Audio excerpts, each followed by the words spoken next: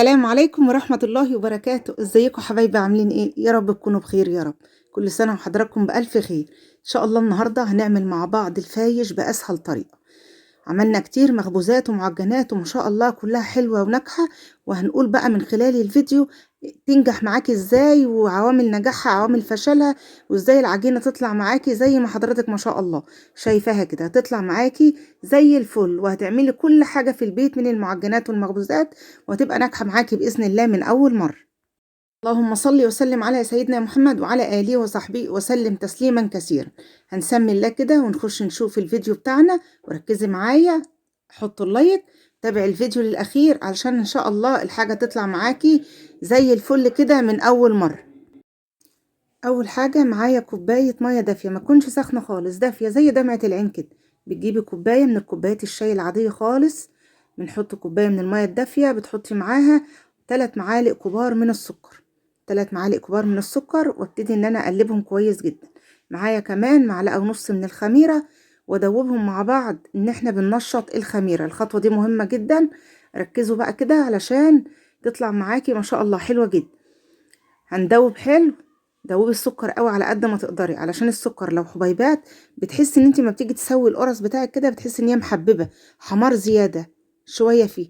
خلاص السكر داب والخميرة ما شاء الله ارتفعت، يبقى كده الخميرة بتاعتي نشطة. هحطها على جنب واروح اجيب الدقيق بتاعي. ده قد ايه يا نجلاء؟ إيه ده؟ كيلو من الدقيق. كيلو من الدقيق. تمام كده، تمام. كيلو من الدقيق ما يعادل 8 كوبايات من المج العادي. ساعات بعمل مقدار كبير، بس انتوا ركزوا معايا على مقادير الكيلو الدقيق. 8 كوبايات من كوبايات الشاي المج العادي بتاعنا خالص. معايا كوباية من الخميرة و3 معالق كبار من السكر. معايا معلقة كبيرة مليانة من الكركم. كمان معايا معلقة كبيرة من ريحة الكحك، ودي اختياري. ايه ريحة الكحك؟ اللي هي الشمر واليانسون، الريحة اللي هي بتبقى حلوة كده بتعزز لك الطعم. حابة كمان تحطي رشة من الفانيليا، تمام. هقلب بقى وانزل بالميه بتاعتي شقشاق شقشاق. يعني ايه شقشاق شقشاق يا نجلاء؟ شويه بشويه. حطينا كمان معانا، حطيت نص كوبايه من الزيت، يعني 100 ملي بنص كوبايه من الزيت. 3 معالق كبار من السكر، معلقه كبيره من الكركم. حطيت كمان الميه بتاعتي شويه بشويه، ولا حطيت بقى لبن رايب ولا زبادي ولا اي كلام من ده. هكتب لكم المقادير في صندوق الوصف، واللي مش عارف صندوق الوصف هيجي جنب العنوان يكتب عرض المزيد، هتلاقي كل حاجة مكتوبة عندك في صندوق الوصف. لو أي وصفة انتي مش عارفاها أو محتاجاها قولولي من خلال التعليقات، وإن شاء الله أنا هرد عليكم. هبتدي أعجن وأحط المية بتاعتي شوية بشوية. الكيلو بتاعي خد مية قد إيه؟ خد من كوبايتين مية لكوبايتين ونص، على حسب نوعية الدقيق بتاعك. الدقيق بتاعي متعدد الاستخدامات. طب ايه احلى دقيق؟ احلى دقيق اللي هو متعدد الاستخدامات دقيق الكوثر، بيبقى حلو جدا. دقيق الخمس نجوم، دقيق السعيد، دقيق. بصي على حسب المنطقة اللي انت موجودة فيها، تشوفي الدقيق بتاعك اللي انت بتشتغلي بيه. ولو مثلا فلاحين تقدروا بتطحنوا الدقيق، ودي بتبقى العلامة الأولى وتبتدي ان انت تشتغلي منها. نزلت كل العجينة على الرخامة وشوية مية صغيرين كده في بولة أو في طبق، ببتدي ان انا قلت بيهم العجينة. يعني ايه قلت العجينة؟ ببل ايديا كده وافدغها، تدعكي العجينة جامد جامد. بصي بتعملي عرق للعجينة بحيث ان هي تبقى ايه، تاخد وتدي معاكي، وفي نفس الوقت تعيش معاكي بالاسبوع ما تفرولش. انما انت لو ما عجنتيش العجينة بتاعتك كويس هتبصي تلاقيها مبرولة ومفرولة. يبقى اهم حاجة في نجاح العجينة العجن، بعد اول حاجة الخميرة والعجن والتسوية وترييح العجينة. تمام. ايديا بقى فيها تلزيقة خفيفة، احنا عايزين التلزيقة دي، احنا مش عايزينها ايه ولا ناشفة قوي ولا طرية قوي، الوسط. وتبتدي ان انت ايه تدعكيها لغاية ما توصل معاكي زي اللبانة، زي الاستك كده. تبص تلاقي العجينة معاكي زي الاستك. وباخد مية بصوابع ايديا، مش مية كتير، يا دوب ببل ايديا، عشان كده ايديا ما بتلزقش. وافدغ وافتح في العجينة وادعكها لغاية ما تنعم معايا وتبقى معاكي زي الكورة. طيب انا هروح بقى اغسل ايديا وارجع اعجن فيها كمان شوية. ليه بقى ايديا بتلزق؟ لا، ده اما انا لما رجعت لها وسبتها 5 دقايق كده ورجعت لها كده ونشفت ايديا، بصي مفيش اي تلزيق. اديها بقى ايه ده، ايه، ما تبخليش على العجينه بتاعتك، اعجني كويس جدا جدا جدا. بعد ما هنعجنها كويس قوي بتجيبي بقى طبق كده فيه شويه ميه دافين، اوعي يكون ميه سخنه. شويه ميه ده نعمل حمام بخار للعجينه بتاعتي عشان تخمر على طول. بعد ما خلصت هجيب بوله، بس شايفه انا بعملها لك زي الاستك ازاي. خلاص ما شاء الله اهي. ما بتتقطعش معاكي، يبقى كده تمام، الاختبار بتاعها تمام. جبت بقى طبق او بولة، حطيت دهنة زيت فوق وتحت، وغطي بقى بكيس نايلون او بالاسترتش راب بتاعي، وابتدي احطها بقى في مكان دافي. يا تشغلي الفرن وتطفيه وتكلفتيها كده في فوطة فوق وتحت وتحطيه، يا اما تعملي لها حمام بخار، يعني طبق اكبر من ده او صينية اكبر من دي، تحطي فيها شوية مية دافيين وتغطي العجينة بتاعتك بثلاث اربع فوط بقى. ما شاء الله، شايفة اختمرت وبقت ايه الطبق عيلة بقى معايا. طب انا اقدر احط لون غذائي كمان يا نجلاء؟ تقدري تحطي لون بودر غذائي تعززي اللون كمان لو انت حابة، بس ما شاء الله معلقة الكركم الكبيرة حلوة جدا. نزلت العجينة بعد ما اتعملت معايا بعد ما خبرت، وابتدي ان انا ايه اقطعها نصين زي ما حضرتك شايفة كده. تقطعيها بقى كل نص تقطعيه ل3، تقطعيه ل4 براحتك. يا الصراحة التقطيعة دي كانت كبيرة قوي، انصحك ان انت ايه تقطعيها صغيرة قوي عشان ما تدوخكيش، لا تدوخك في التقطيع او في التسويق. انا عملتها على 4، يعني الكيلو الكرة من دول ربع كيلو، فانت تعمليها 8، هيستحسن تعمليها 8 وهتريحك في العمايل لو انت اول مرة تعملي الفاش.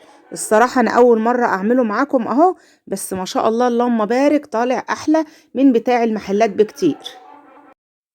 طول ما الحجم معاكي صغير هتقدري تشكليه.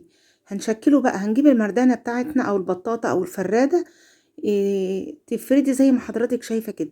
هنعمل زي مستطيل اكننا بنعمل عيش فينو او عيش توست، بس ما شاء الله كبير شوية. حاولي تفردي وتخلي السمك كله قد بعضه، تخليها صغيرة، كل المسافات قد بعضها، سواء الحرف ده او الحرف ده، المهم ان احنا عايزينها كلها قد بعضها. ومش ممكن ان انت ما تفردهاش للاخر زي ما انا فردتها كده، بس انا بحاول ارقق علشان التجويف بتاع الفايش بتاعي يطلع اللهم بارك حلو جدا. الفايش ده مش بالطريقة الصعيدي، ده الفايش السريع بتاع الأفران. طبعا اخواننا الصعايدة لهم طريقة تانية، تحية ليهم وشهادة تقدير لهم بصراحة. ابتدي بقى ابرم زي ما حضراتكم شايفين كده واقفل. تبرمي وتقفلي، تبرمي ما تخليش فيه هوا، لان انت لو سبتي فيه هوا هتحسي بفراغات كده لما تيجي تقطعي الفايش بتاعك تحسي بيه فراغات. شايفه بقى انا عشان كده قلت لك اعمليها صغيره، كل ما تعمليها صغيره كل ما هتبقى احسن، عشان ما تطولش منك زياده عن اللازم وتطلع فيها حته كبيره وحته ايه صغير. خلصت كده، عملت كده الرول زي ما حضراتكم شايفين. هروح اجيب صاج عندي او صينيه، شوفي انت هتشتغلي تخبزي في ايه. ده صاج عادي بتاع الافران، جبته بقى ودهنته دهنة زيت بسيطة جدا، بصي يعني لا تذكر، حاجة بسيطة جدا، دهنة خفيفة كده بمسحها مسحة، وبعد كده بعيد عليها بمنديل كده من مناديل المطبخ او محارم المطبخ، بحيث ان انا ايه ما يبقاش فيه زيت كتير، حاجة بأمارة خفيفة كده. خلصت كده، وده التانية كل ما العجينة بترتاح ما شاء الله ملبن في ايديك، كل ما تريحي العجينة كل ما العجينة تريحك. انما بقى لو مطت معاكي وبقت زي الاستك، طبعا دي مش حاجة وحشة، دي بتدي عرق للعجينة، بس تسيبها ترتاح. لو مطت معاكي وزهقتك كل ما تفردي تلاقيها تكش تاني وترجع زي الاول، بتسيبيها ترتاح. خلصنا بقى كده الخميرة بتنشط معاكي. خلصنا ازاي نخمر، يا اما نحط في الفرن سخن وتكلفتي كويس كده ويكون مطفي، يا اما نحط طبق كبير او صينية كبيرة فيها شوية مية دافيين، وتحطي مية سخنة مولعة او بتغلي، لا مية دافية سخنة شوية كده دافية، بحيث ان انت تقدري تحطي ايديكي فيه وتغطي بقى كده وتسيبي العجين بتاعك يخمر على طول. تمام كده تمام. دي بقى التقطيعة ودي اللفة بتاعة الفايش بتاعتنا، سهلة وبسيطة ومفيش أدنى مشكلة. المهم إن انت تبرمي وتدخلي على جوه، ولو في أي هوا بتبتدي إن انت تطلعيه. وأهم حاجة القفلة بتاعت أكنك بتعملي عيش فينو، أهم حاجة يا جماعة القفلة، قفلي كويس جدا. والقطعة اللي هي المقفولة اللحام ده بيبقى تحت في الأرضية بتاعتك إيه بتاع الفرن. هحط بقى كده، طلعوا معايا قد ايه نجلاء؟ طلعوا معايا 4 ما شاء الله كبار، لان في واحدة كانت كبيرة شوية عن التانية. شايفة العجينة عاملة زي الملبن ازاي؟ اللهم بارك حلوة جدا. طب انا اقدر بقى اعمل من العجينة دي ايه يا نجلاء؟ هي العجينة دي عجينة معجنات عادية، العجينة يعني بصي عجينة شاملة، بس احنا مزودين لها ايه معلقة الكركم ومعلقة الاعشاب اللي احنا حطيناها. ابتدي اعملها وابرمها بنفس الطريقة واكمل الصاج بتاعي. هنروح بقى نسوي على الفرن، نسوي على درجة حرارة 200. هقول لكم بقى على الغلطة اللي انا عملتها عشان ما تقعيش فيه. هسوي على درجة حرارة 200، انا سويت على درجة حرارة 200 لغاية ما ارتفع واستوى وبقى زي الفل وتمام التمام. بعد كده بقى هديت النار وسبتها اتحمصت شوية. فانتي ما تحمصيش زي ما انا حمصت، مش عايزين نحمصها علشان لما نيجي نقطعها ما تتعبناش ويبقى لها ايه تحميصة كده في الارضية، لان كده كده احنا هنحمص. تحميصة كده في الأرضية، تيجي تقطعيها يفرول معاكي. تمام، يبقى نسوي على درجة حرارة 200، هيقعد معايا ربع ساعة في الفرن. هطلعه من غير ما اغطيه بأي حاجة، هسيبه يهدى خالص على الصاج، وبعد كده هتشوفونا هنشتغل مع بعض ازاي. طيب هندهن الوش ايه؟ مش هندهن الوش حاجة. في ناس بتدهنه مية بسكر، في ناس تدهن بحليب، في ناس تدهن الدهان البيض العادي. لا، انا ما دهنتش حاجة، استكفيت بالسكر اللي انا حطيته 3 معالق كبار. السكر طبعا هيحمصولك العيش او الفايش بتاعك وهيخليه معاكي فل الفل. خلصت بقى الرول كمان الرابع، وابتدي بقى ان انا المه كده في ايديا عشان طبعا كبير، ونروح على الصاج بتاعنا. طبعا الرول كبير وطويل، ابتديت ان انا احطه بعوجة كده شوية، والتالت قطعت منه حتة. المهم ان انتي لما تيجي اعمليه صغير عن ما انا عن ما انا عاملة. خدت منه قطعة اهو، ورصيته برضو زي ما حضراتكم شايفين، مفيش طلع زي الفل، مفيش ادنى مشكلة. هنخمر بقى، احنا كده خلصنا. هسيب بقى الفايش بتاعي اغطيه بكيس نايلون او كيس من بتاع التلاجة، واسيبه بقى كده معايا قد نص ساعة يرتاح. تمام. هنروح بقى نشغل الفرن على درجة حرارة 200 قبل ما اشتغل كده بربع ساعة. يعني ما تدخليش اي معجنات، ويكون الفرن بتاعك بارد، تطلع فاشلة معاكي. انما لازم الفرن بتاعك يكون سخن. بقول لك فرن سخن مسبقا. بعد ما سخن الفرن، دخلت بقى كده زي ما حضراتكم شايفين الصاج بتاعي بعد ما ارتفع بعد التشكيل بنص ساعة. دخلته وهديت عليه النار بقى سنة، يعني دلوقتي كانت النار عالية شوية، ابتديت ان انا هدي عليه من فوق ومن تحت برضو. شوفوا اختمر بسم الله ما شاء الله، رفع ازاي، استوى خالص. انت تيجي تشوفيه تلاقيه ادى لون جميل من تحت، بس لسه ما خدش لون من اهو. بصي ادى لون جميل اهو. انا مش عارفه اقلبها لانها سخنه جدا، عايزه اوريها لكم بس كده ان هو خد لون من تحت. ساعه ما ياخد معاكي لون من تحت ولسه ما خدش لون من فوق او ما استواش كويس، بتبتدي تجيبي صاج قديم او صينيه قديمه وترفعي الصاج عن القاعده بتاع الفرن او البلاطه بتاعه الفرن. تمام. وبقلبه بقى كده، الف الصاج كل 3 دقايق الف، كل 3 دقايق الف. طب لو على فرن البوتاجاز بتشغليه عادي خالص من تحت، وبعد ما ياخد معاكي لون ويستوى بتبتدي ان انت تقيديله الشوايه من فوق دقيقتين 3 وانت واقفه جنبه. سبته بقى لما برد خالص، قعد معايا دلوقتي بتاع ساعة، هو لسه دافي. ما استنيتش عليه بقى، انا كنت عايزه اكمل لكم التصوير واخلص بسرعه. تبتدي ان انت تقيسي بقى على صبعك كده قد عقله صبعك، وكل ما ترفعيه كل ما بيبقى احلى.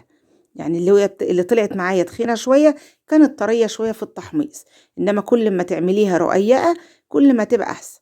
هقطع بقى، شايفه جوه الفراغات مظبوط ازاي من جوه؟ ما شاء الله والله مظبوط وجميل جدا يا جماعه. طالع احلى من الافران بكتير وموفر، ما تكلفش علينا حاجه. ميه ودقيق ومعلقتين سكر من البيت والخميره، والفرن موجود عندنا. وربنا يا رب يملى بيتي وبيتكم خير وبركه، قولوا امين. هنقطع بقى، شايفه بقى اللي انا قلت لك ما نحمصش من تحت، بيعمل معايا بيشد معايا شويه كده في التقطيع. هقطع الكميه كلها واروح بقى اجيب كده الصواني بتاعتي، وارص الفايش بقى كده على على جنبه على بطنه. يعني المهم ان هو هنحمصه. هنلمهم، خدوا معايا بتاع 4 صواني كده جنب بعضيهم. تقدري تقطعيه دواير، وتقدري تقطعيه بسمبوكسه كده زي ما انا بقطع التقطيع اللي انت عايزاه، او ممكن نعمله رغيف كبير ونقطعه شرايح طويله رفيعه زي بتاع الافران. تمام كده، تمام. طبعا هنحمص على درجة حرارة هنحمص على درجة حرارة زي البسكوتات، 170 180. تمام، على نار هادية. هروح بقى ألمهم كده وارصهم زي ما حضراتكم شايفين كده في الصاجات، واخدهم بقى واروح بيهم على الفرن احمص معايا. اتمنى بقى ان الفيديو النهارده يكون نال رضاكم، ويكون يعني خدتوا منه فكرة كويسة. لو حد منكم عايز يعمل فايش ولا حاجة، تقدري تعملي ربع كيلو، تقدري تعملي نص كيلو، تقدري تعملي الكيلو. ربنا يا رب يعينكم على اولادكم ويعينكم على بيتكم يا رب، اللهم امين. هخلص بقى الكميه دي كلها، هرصها كده واوديها على الفرن زي ما قلت لحضراتكم على درجه حراره 180. والف بقى الصاج كده، بلفه في الفرن اول باول عشان كله ياخد معايا من صهد الفرن ويطلع معايا متحمص. تمام كده، تمام. ادي الفرن بتاعي برضو على درجه حراره هاديه خالص زي ما حضراتكم شايفين. بحس بقى ان تلاقي اللقمه اللي قطعتيها دي كانت تبقى تقيله شويه وهي طريه، انما لما نشفت تحس ان هي ريشه. انا غمقته شويه، بس انت لو عايزه بقى فاتح سنه عن كده تقدري تعمليه فاتح، ما تعملوش غامق قوي كده زي. يا رب النهارده الوصفه تكون عجبتكم وتكون ضيفه خفيفه عليكم.